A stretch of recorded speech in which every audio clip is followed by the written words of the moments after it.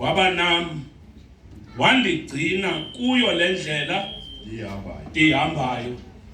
Wandinika isonka ndadla. Nengubo ndambatha. Ndabuyela endlini kabawo ndinoxolo. uYehova waba nguThixo wami. uYehova uyakuba nguThixo wami. Neli litye ndilimisileyo lasisimiso loba yindlu kaThixo. yoba yindlu kaThixo. Nento zonke othe wandinika ngokunika isishumi sazo. Funda ke ngoku incwadi kaSamuel, 1 Samuel chapter 1. So figure 1 Samuel chapter 1 verse 3 to 5.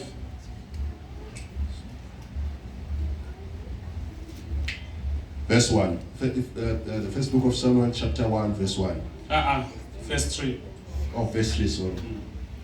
Indoda leyo ibinyuka ivela emzini wayo iminyaka ngeminyaka iye kunqula ibingelele kuYehova wemikhosi eShilo. Babekhona ke onyana baka-Eli ababini, uHofeni noPhinehasi. Phansi ke bazalwane. Nikhokhelwe kube khona into ekuthiwa i-academic year. Inini phela ngoDisemba, but ke ngoku masiyithathe yona ngolhlobo ne abantu abafundayo leliphi ixesha apho ba graduate ngalo. April ne siyavana ne. Now leliphi ixesha apho kulungiselwa khona i-final exams. October, no? Yes. Okay, ndingisondeza kuyo. But eyona yona iphaya apho umuntu azawo aqonda ndehlukene into edibene nantoni lencwadi sevana netweni academic uzawuphola siya understandana ne ndiyayenza amen. Kuthiwa uyaphi lo tata kuthiwa uyaphi wabayibona umuntu oba nestory kodwa ngasathi afika phaya khona awukazi uzive wena xa spiritual year. Spiritual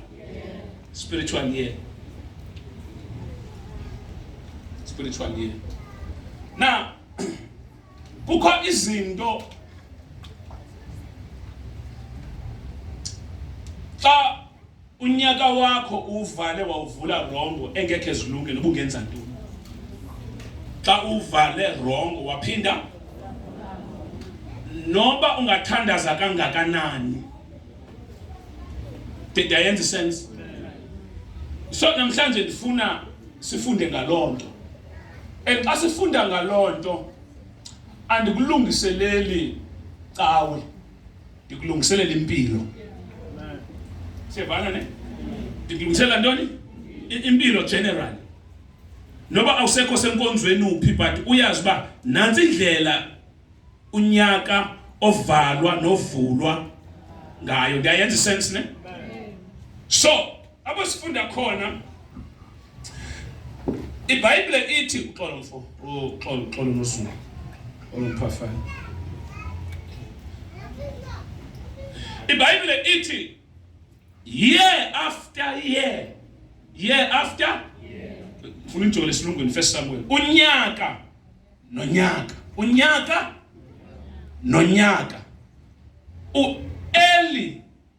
Elikana ne lo wena abafazi ababini uPenina noHana.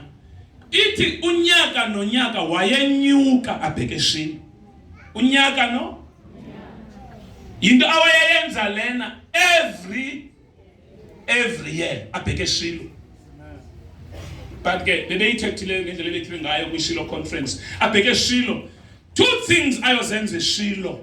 Uyothini isikho? Year after year. Yes. This man. Kukho izinto ekufuneka zibe yihabit.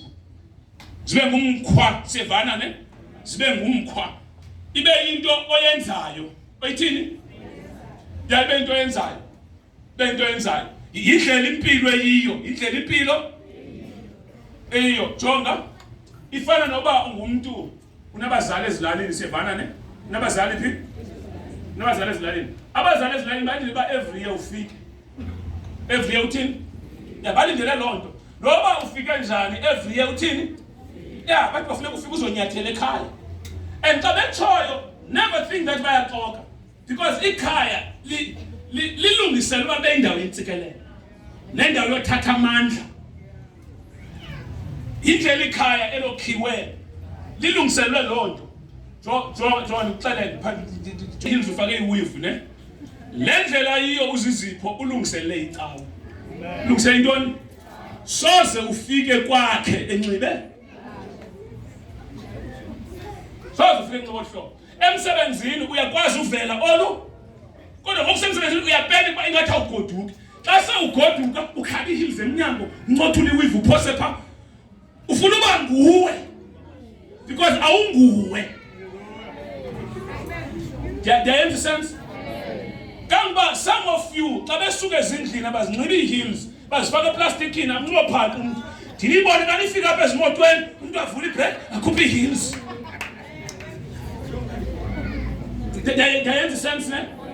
Because xa fika kwakhe ufika endaweni yophumla uxa fika kwakhe kumuntu athi uyayiva ne bonke ubuhle ebenconywe ngabo xa fika endlini yakhe means nothing. Hallelujah. Abaleka bathroom afika hlambe lezo makeup axobula thini yonke into no tight ngoba yindawo ayondawo yo pretender. Yindawo apho uvumelekileyo uba ube nguwe. Amen. Thixo makablesse ngendawo. Thixo makablesse ngendawo. Kayiphinda bazalwane. Thixo makablesse ngendawo. Aphuza xa uphuma kwindawo ekustress lebe ngathi angicela umqesho mna. Oze xa ungamrentanga ngumana unakazi umastand uphi. Ngicela indawo ezawuthi wena. Engathi awuphuma emsebenzini mntanami. Qonde kwam. Uyazi kwakho kumandi nento engenashwekile. Esilonke itiya kwakho. Ikhaya indawo enjalo. Ikhona icawa.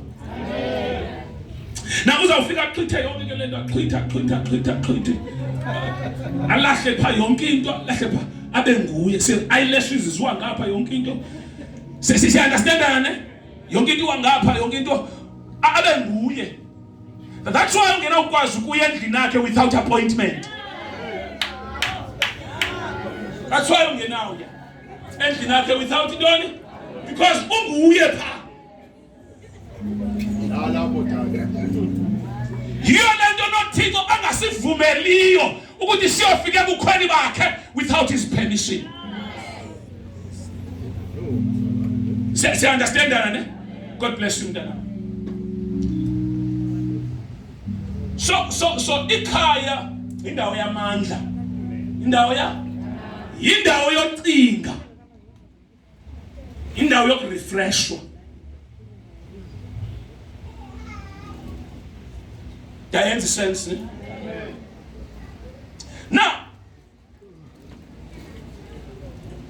abantu ngoku. Happy 5th anniversary mntanami. Now ikhaya ilo ndawo. Njengoba ngoku kuDecember siyevana ne? Most abantu bayagoduka. Bayathini? Bayagoduka. Kukho izinto emakhayeni uba bazali basaphila abazafike baxelelwe zona. Bamntana ngoku ufikileyo bufanele ba kuthi ngoku. Wethu uzawuyenza okanye kodwa uzayithini? Baxelele. Kwabe kufanele uba ngoku wenza kanje.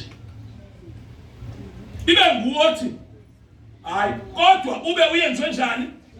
Kukho izinto ngoba simele nixelela zona. Wethu uzawuyenza okanye but in knowledge ibalulekile. Now iBhayibhile ithi year after le ndoda yayinyuka ibheke eShilo. Number 1 kuthiwa iyonqula. Iyothini? 2 iyobingelela. 2 iyothini? Iyobingelela. Siyevana ne?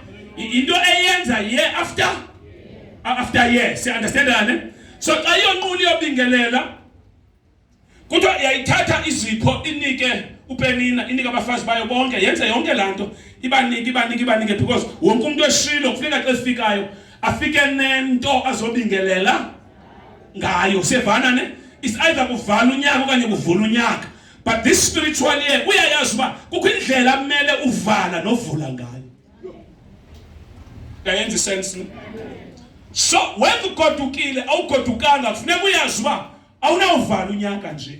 Amen. Nawuvala unyaka hayi ndiuvalele intoni? Unyaka umbuzo ngoba uvale njani? Uvale na mamela ke ngexesha enza lento uEli khumbula ubangaba uHana akafumani bantwana. Amen. Akafumani ntoni? But kukho izinto olindeleke empilweni ukuthi uzenze noba iresults azikabikho. Noba impendulo ayikabikho. Kuyizinto kufuneka usenzile. Zina impendulo, zine results but noba iresults azikabikho kodwa kulindele uba uzithini? Uzenze. Two things xa kuvala unyaka. Zi-3. Lunqulo worship. Lunqulo. 2 is sacrifice, bingelela. Siyevana ne? Lunqulo worship. Siyevana ne? Ibe sacrifice. 3 is ibhambathiso, vows. Siyevana ne? Is ibhambathiso. Siya understand ne? Xa kuvalwa na xa kuvulwa unyaka. Awuqala unyaka, awuvala unyaka ngaphandle kwezo zinto. Otherwise unyaka ushiye kuvulekile. Ushiye kutheni? Yeah, ushiye kuvulekile. Siya understand ne? Now, ithi iBhayibhile wayenqula.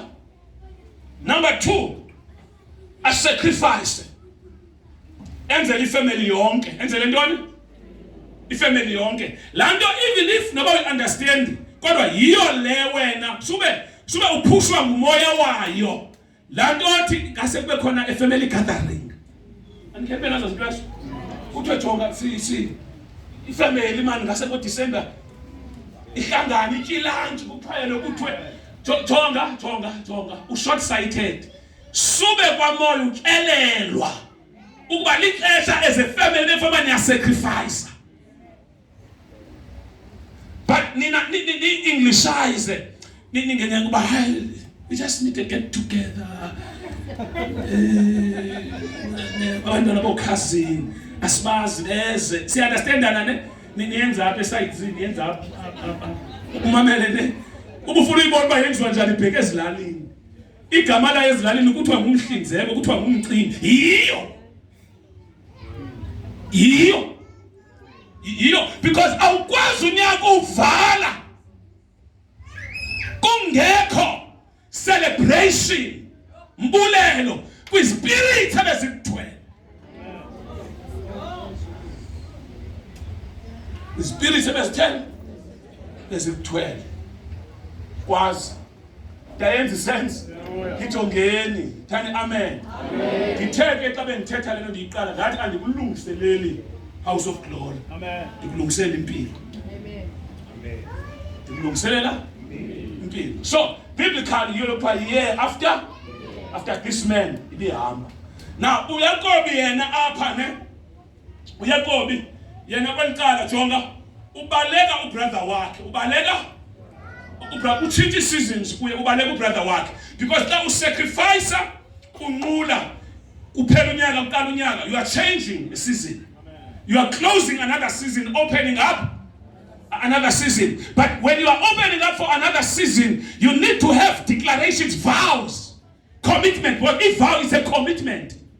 Yinto athi wena uthi uYakobi apha xa ifika kule ndawo yaseBethel ebonileli sihlinyuka khona abamba nesithunywa khona wenza isibhambathiso uthi ufunda ke mfana. Verse 20. Yeah. Then Jacob made this vow. He made this vow. Yes. If God will indeed be with me. UThixo uyakundithwala. Uba uThixo ngenene uyangithini? Uyangithwala. And protect me on this journey. Andikhusele koluhambo. And if you will provide me with food and Jonga. This man is ending another season and believing God, trusting God for a new season. But the season athemba uThixo kuyo.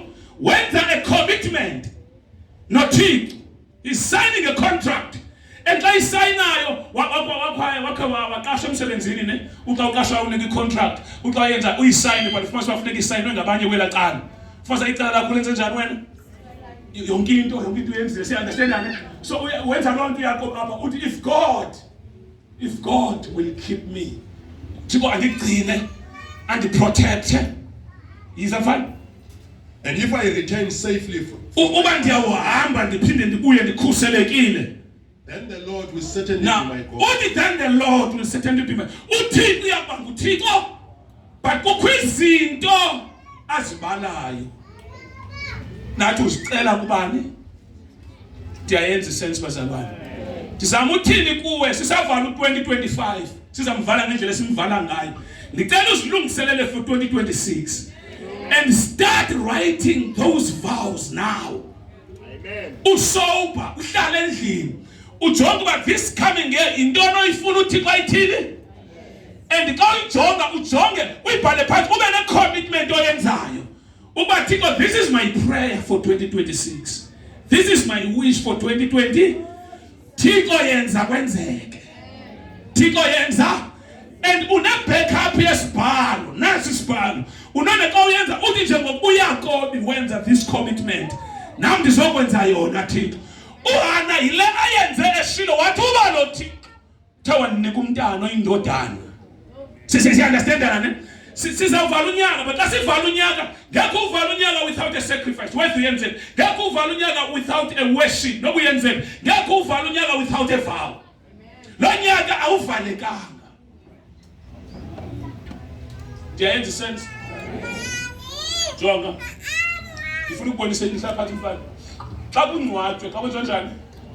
Ndimameleni. Xa kufika phaa emangcwabeni. Xa kungcwatshwe kushiya emangcwabeni, eyona nto iyokwenziwa phaa kuyobekwa ukufa. Kuthiwa? Yes. Kuyobekwa ukufa. Now, xa sekugqityiwe ukungcwatywa phaa. Kwiinto ezilindwe eziyi-2. Number 1. Anibuyi nihlabelela. Anibuyi nithini? Ingoma omngcwabo niyishiya phi? Xa nibuya nisize ekhaya, wonke umuntu ulinde bathini? Because if those two things anizenzanga, i-belief ithi ukufa nihambe nako naphinda. Ndayenza sense? Nihambe nako naphinde? Ayiphelelanga apho. The following day, after kwenziwe yonke laa nto kusiyevana ne? Lo muntu ubhubhileyo uthathwa impahla zakhe ziyohlanjwa. Kurelease intsente nevumba lakhe. Yonke le nto kayenziwayo ukwenziwa i-closure, uvalwa, uyadisconnectwa. Ndayenza sense ne? And if ezo zinto azenzekanga kuza xa kuphinda kusiwa omnye umuntu kuthiwe no yilaa nto. Nambazalwane izinto zika-2025 akufunekanga ku-2026 siphinde sigagane nazo. Kukho indlela esimele uvala ngayo unyaka. Xa siwuvala sithi 2025 you end here. U-2026 look at and xa uqala u-2026 uqale with declarations, with vows. And uxa utshayo ube neento zithetha ku-2020. When's a commitment to God? Are you learning something? Yithi wathi uthe wandisikelela ubaleka kubrother wakhe ngelaa xesha uya kwaLabhani. But wena ofika kwaLabhani angene nje. Wena ofika thini? Wena ofika angene kwaLabhani. And uyaba xa efika wangena nje kwaLabhani weza ufika phinda abe ngulaa Jacob kwabani? KwaLabhani laa Jacob umdala kwaLabhani. Kukho abantu abangena eminyakeni but angene sengulaa ndalasha. Angene yilaa nto yakhalisa uJoseph xa kufika obrother bakhe. In the next 10 minutes ndiyavala. uJoseph xa efika eJiphuta kuvela obrother bakhe. Uyabuza uba ningonyana bakabani uyaxela. Number 2, abuza uba niphelele apha. Bathi omnye ewe, ntontoni siphelele apha. Omnye wafa batsho kuye. iBhayibhile ithi uJoseph wahamba wayolila. Uliliswa yinto akubani after 25 years basengamaxuku. After base la manhloko ewashebe imikhuba bebenayo 25 years baguga nayo. Ngiyathandaza ukuthi uThixo wena angavumi ungagugi nezinto omele ushiya. Xa unyaka uguga makuguga izinto nemikhuba yalonyaka. So that xa kufika unyaka omtsha ube ne-commitments ne-vows secretly izinto zawuzithetha wena in the absence of abanye abantu. Uthi Thixo andiyifuni lento. Ndifuni lo mkhuba. Kuthi uYakobe ebambene nesithunywa kuye noThixo pha. Kuthi ngubani igama uconfess izinto angazifuniyo. Confess into angazithini? Angazifuniyo. So this year xa uphela it's a must. Fika endaweni apho sikho uzawuthatha unkosikazi wakho, uthatha uNgagabi, uthatha abantwana bakho, ubabeke apho uyovela wedwa. Uthi Thixo ndiyinhloko yekhaya. Ngizozimisa phambi kobuso bakho. Andibaqhubanga kakuhle. Utsho wena, utsho kuThixo. But awutsho emfazini. Uyovela Thixo andikho proud. Ngendlela engibaqhube ngayo. Uthi kodwa kulonyaka ngizobhambathisa. A, B, C, D. Uyaphela lapha. Angingeni kulonyaka ngiphethe umoya obahlukumeza. Kutsho wena. You are making a commitment because if awuyenzi lonto leyo u2026 uzaba inyaka nje ofana neminye iminyaka. Into etshintsha iminyaka iattitude oyangayo ne-commitment ozenzayo to that year. Ndiyayenza sense wazalwane.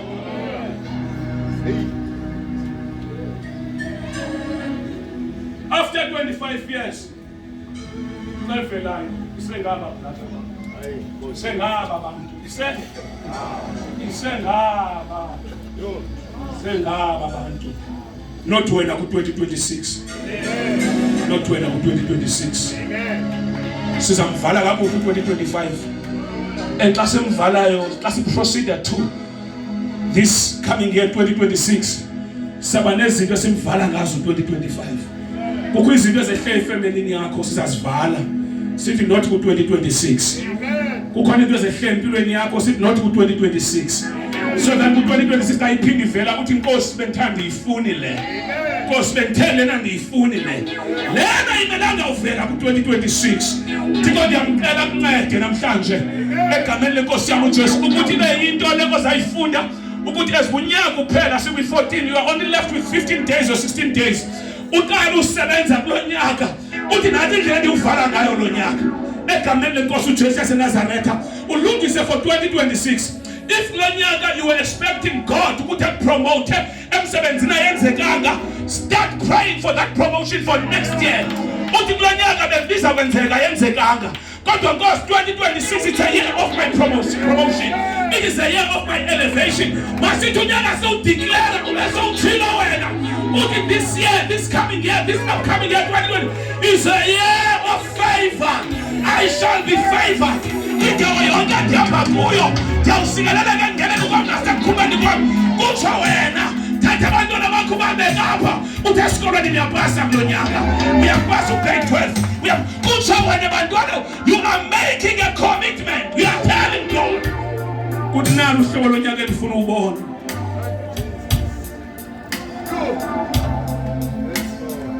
Lonyaka hlala phansi. Lonyaka uzababiza bonke abapasileyo nabafelishileyo. Uthi bantwana bami ngiyacelebrate nonke. Siyabulela ngopasa. Uthi wena ofelishileyo nge-effort uzamile. But bantwana bami masijonge lonyaka ozayo. Utsho wena. Utsho bani? Utsho wena phezu kwabantwana bakho. Ushape unyaka ozayo. Niya-celebrate for lo. Nakwifela zakho jonga ungalingi uzicondemn. Uzamile.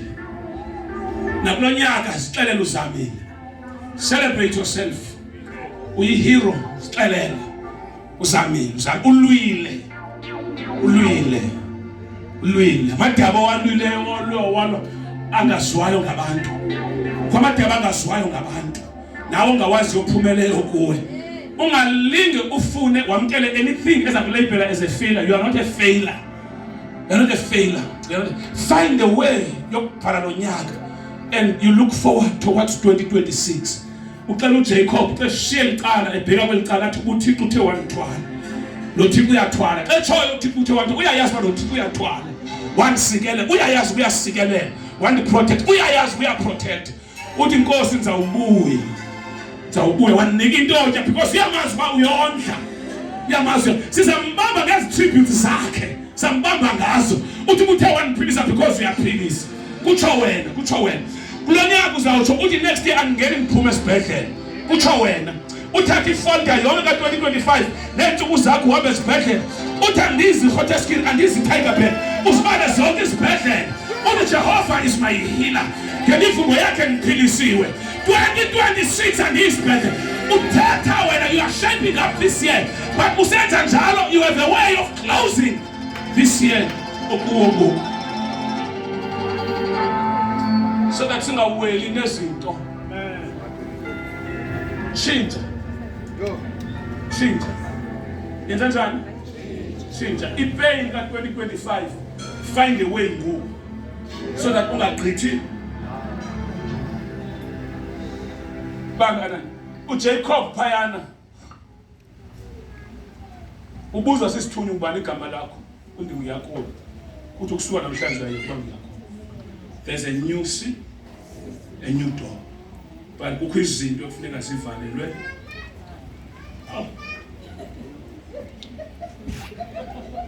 Ilungu wenza ngantoni lapho? Jacob. uThixo sithunywa sithi ndiyeke kuyasa. Uthi uyakob andikuyeki. Ungandisikelelanga. That is the attitude for 2020. Andikuyeki ungandisikelelanga. Kukho intsikelelo elwelwayo. You fight for it. Uthi kasefika apho uthi okay, xa ndiza kusikelela masiqala ungubani igama lakho? Ndingiyakuba. Ngamanye amagama uthi yonke into ilele egameni walinikwayo. Let's change the name and see after igama litshintshile kuza kwenzeka ntoni empilweni yakho.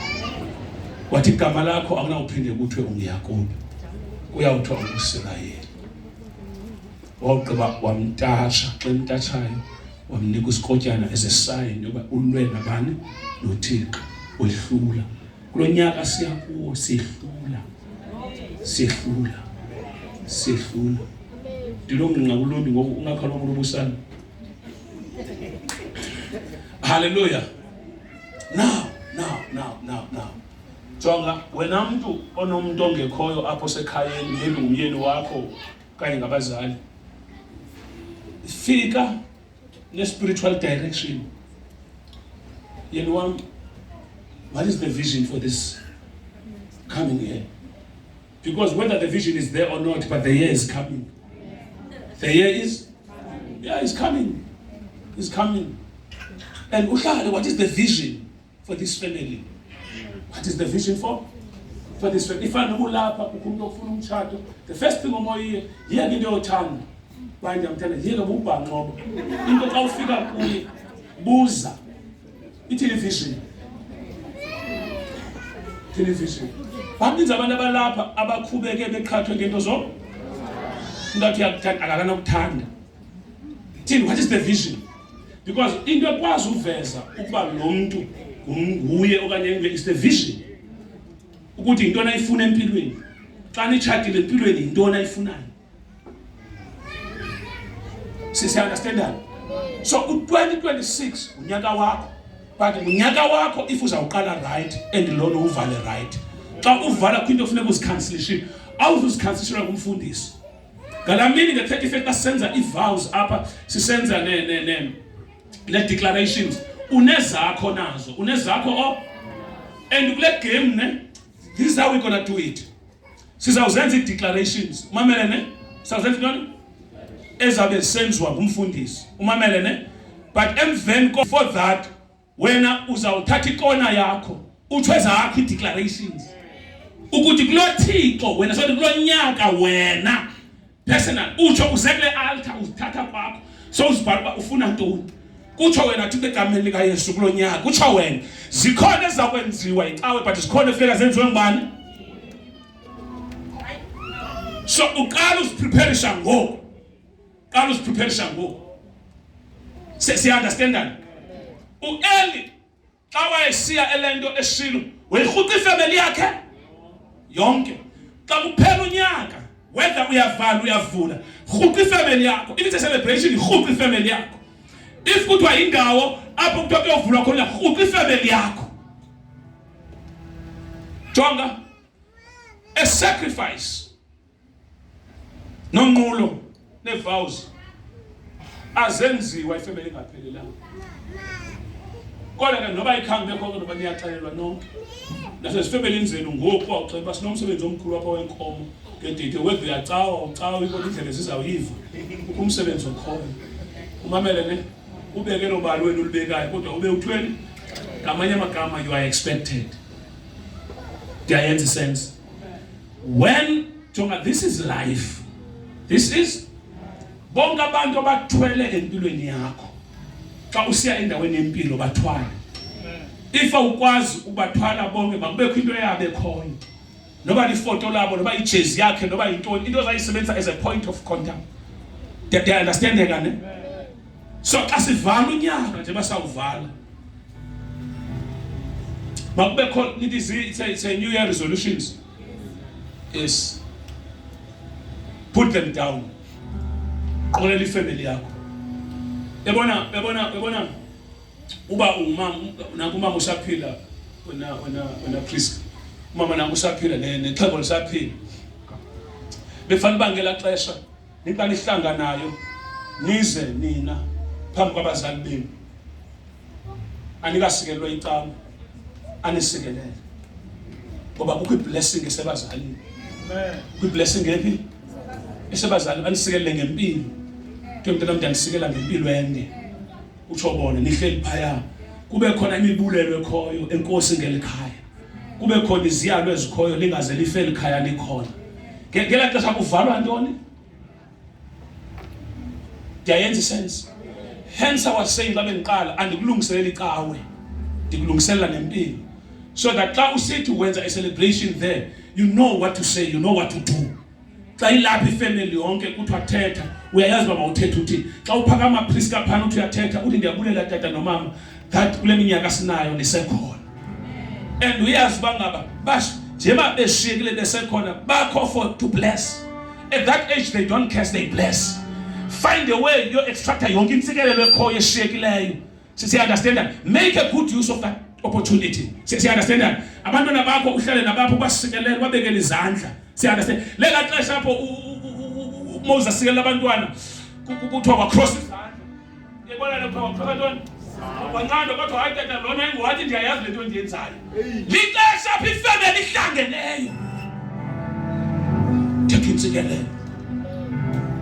Yinto hlanganele ebeachini siyaphuma siyifemeni ukwabana ebeachini makuthi kusiwe ebeachini kube kusuka ekhaya ke kwahlalo kwaphefumulelwana kwathetha intsikelelo then emveni koko you can go and celebrate and do whatever but you are carrying the blessing, you are carrying the blessing. Uyakobe wasikelelwa ngumthini after ebuya kwalaphana ebuya kwa sephindele ekhaya ibambe mfana ithi iBhayibheli waxa efika kula ndawo wayehlangene khona wenza ivows waphinde wabuya wathi Thixo ndiyabulela yonke into nandiyithethile ye this coming year ngo-2026 uzawubuya wena that grace, that spirit, that favor eyayiphezu kaYakobe izaba phezulu kwawubuya wena uzabe uzobonga ukuthi Thixo ndizobulela Thixo ndizothini asimele ngenyawo zethu.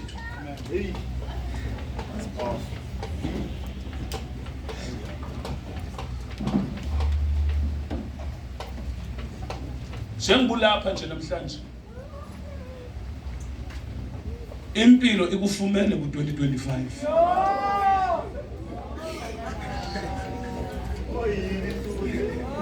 yaba njengibulapha njengoko awudinwanga awudinwanga awukwazanga ukwenza imali emigalelo kukho lapho uthi hamba lo nyaka uyawuthuka uyawuthini kodwa kukho abalapha athi lo nyaka ibingowabo.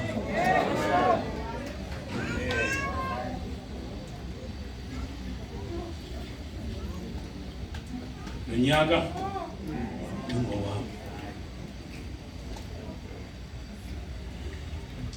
But uyayazi uba okay ikhona imovie bendiyibukele ndifuna ukwenza umzekelo ngayo. Kule movie ndiyibukele kukho indoda etyholwa ngobulala umfazi wayo and elizwe etyholwa kule movie umuntu obuleleyo abulawa. So now umile a day before abulale abuze uba ngaba bakhona abantu afuna uthetha nabo novalelisa kubo nantoni yonke loo nto leyo. Athi kafuna uvalisa umuntu nabantwana kubuzwe intoni athi ufuna inja yakhe unenja dog athi ufuna inja yakhe makuzwe nayo lenja afike umile apha imjongela nje njengoba ezawuxhonywa after 10 years kuthiwa into enxonka kwethu kwi-trial. So lanje une-10 years engasayiboni ivezwe lanje jongane nayo ithe isabanjwe lanje yezigijima kuyo. Xa izigijima kuyo yafika yaziphosa yamahaga balilelana. Ngokwalilayo uyabona ke ngoku yena une-flashbacks ezenzekayo and kutshile kuba ngubani umuntu owabulala unkosikazi wakhe. Kanti le nto yenzeka kuye yenzeka nakulenja. Lenja ithe xa isenza laa nto yasuka yatsibela straight kwelinye lamapolisa kulaa mntu wabulala unkosikazi yakhe. Xa ifika khona yambamba balwa bade ke ngoku abantu abatreyina izinja beyazi uba ikho into eyithethayo. Waxa esithi esenza kanti wathi yena laa nto yenziwa yilanja ithetha ukuba oyena mntu wabulala umfazi wakhe ngulo. Kwapostponwa le case yaqala ya-investigate. Xa investigate kwafumaniswa nyhani nguye wabulala laa mntu and yenzeka laa nto a day before i-execution yakhe. Xa sencamile sithi wenze njani? Kukho icango elingavuleka. Kukho icango elingathini? Kukho icango elingavuleka. Ikhona into angayenza uJehova. Ikhona into angayenza. Ikho into angayenza uThixo. Ikhona. Akaphela unyaka. If last sisi 2 days ago ufumene ileta emconfirm emsebenzini kuthiwa uyathathwa, ikhampani ziyavala ngoku, but ngozivalayo kukho abantu abathwani. Khathalwa kuthiwa ngophi umgqwaliso ubukhona. Andiswa ukhona. Isa thank you.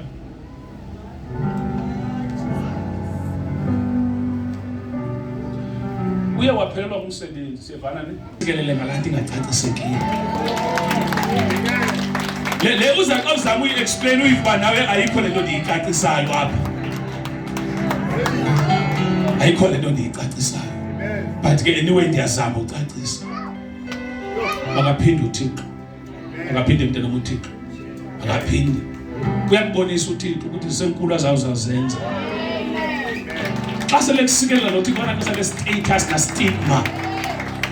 He goes far beyond lento ocinga uba wena uyiyo. God bless you. God bless you. Lift up your hands. Ngegama likaJesu waseNazaretha. Yes, Lord. Thank you, Jesus. Thank you, Jesus. Oh! Phindu khulume moya oyingcwele.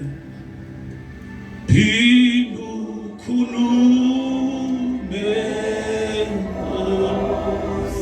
Khawutsho nje loo ndawo. Pindukhulume, pindukhulume, moya.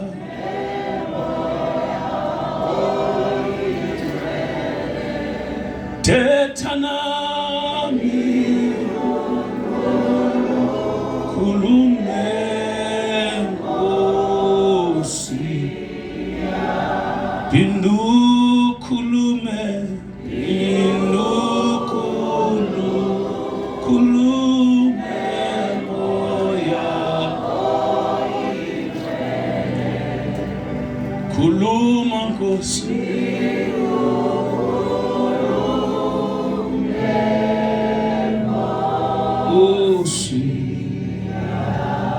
Ngoba zonke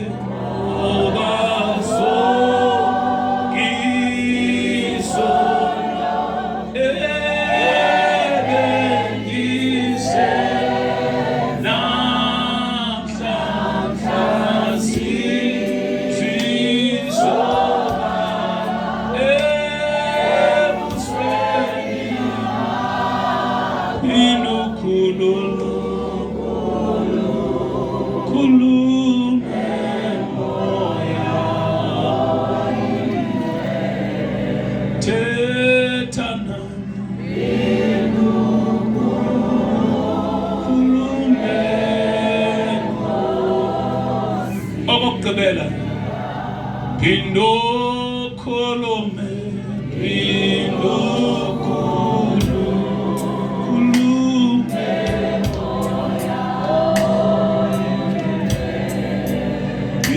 khulume.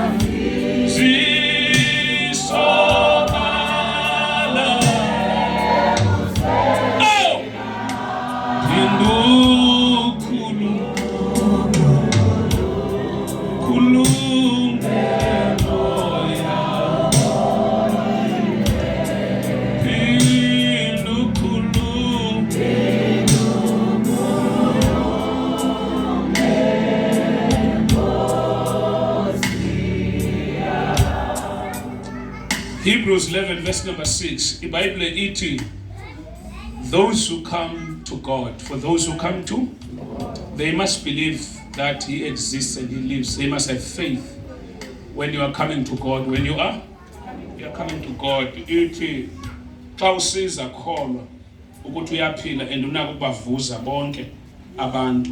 Ithi kholwa yenza njani? You are expected to come. You are expected to come. Kule new dispensation silindeleke ukuba sithi abezayo ayingothixo ozayo, sithi abayayo siyevana ne kwi-Old Testament egadini emyezweni yayingengothixo, yayingengo-Adamu yakuthixo, yayinguthixo yakubani? Adamu uphi? Yayinguyokhangelayo. But this time uthixo ufuna thina siye kuye egameni likaJesu. Now ithi ke ngoku xa sizayo masikholwe, xa sizayo masithini? That is the only requirement. Believe. So I just want to challenge those people who othi noba sekushiyeke these 16 days ndiyamkholwa uthi ikhona into engenzeka, khona into engenzeka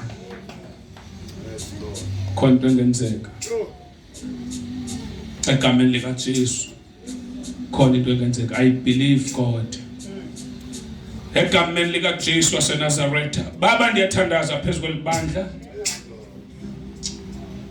egameni likaJesu, Thixo wemizuzu yokugqibela, xa sele abantu bencame bonke, uThixo ovelayo adala into ibingekho ibe khona, Thixo wemimangaliso, Thixo wamandla, Thixo wobomi, ngegama likaJesu, ngegama likaJesu, yenza Nkosi, yenza Nkosi. Father, in the name of Jesus, on this day, ye 14 Yenza ummangaliso onconfirma kwabazalwane ukuthi undibizile undithumile. Wonke endimcatshileyo ngesandla ngambekela isandla, yonke into akukholelwa yona iconfirm Thixo.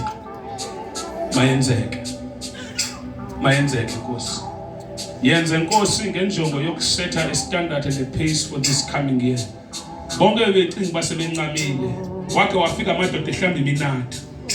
Wena Thixo wafika ehlamba iminatha. Xa efikayo wathi wena mawaphinde kuyolotywa. Bathi bona sesibulalekile sincamile siyagoduka. Kodwa ngokwelizwi lakho. Namhlanje Nkosi egameni lika Jesu, that is the prayer. Egameni lika Jesu. Mangaliso mawenzeke, kumangaliso uthi according to your word, not according to my qualification, not according to my knowledge, not according to my power and skill, but according to your word. Veza izwi lakho amandlalo. Veza izwi lakho. Egameni lika Jesu, egameni emvezi sithetha zonke izinto ubukhona uNtoni Nkosi, I still believe, I still trust you. Egameni lika Jesu, I don't know yiphi le miracle, intoni lo msebenzi, intoni lento sifuna kuThixo. Egameni lika Jesu. Ngegama lika Jesu ayizukwenziwa nje izakwenziwa uMthixo. Egameni lika Jesu izakwenziwa uMthixo. uThixo uzawuyenza namandla oyenza. But uThixo uzayenzela uzuko lwakhe. Ngegama lika Jesu. If you lapha ngicela ukubale kuze egameni lika Jesu. Let me touch you in the name of Jesus. Yes, egameni lika Jesu. Mayenzeke egameni lika Jesu. Ngegama lika Jesu lo mmangaliso mawenzeke egameni lika Jesu. Yes, ndana makwenzeke according to your faith. According to your faith. You are not late. According to your faith. According to your faith. According to your faith. According to your faith. Yes, Jesus. According to your faith. According to your faith. Your faith has made you whole. According to your faith. According to your faith. It is done. According to your faith. It is done. It is done. It is done. It is done. It is done. It is done. It is done. It is done. It is done. It is done. Yes, Lord. It is done. It is done. It is done. In the name of Jesus. It is done. It is done. It is done. It is done. It is done. It is done. It's done. Yes, Lord. In the name of Jesus. In the name of Jesus. It is done. It is done. It is done. It is done. It is done. Yes, Jesus. It is done. In the name of Jesus, it is done. It is done. It is done.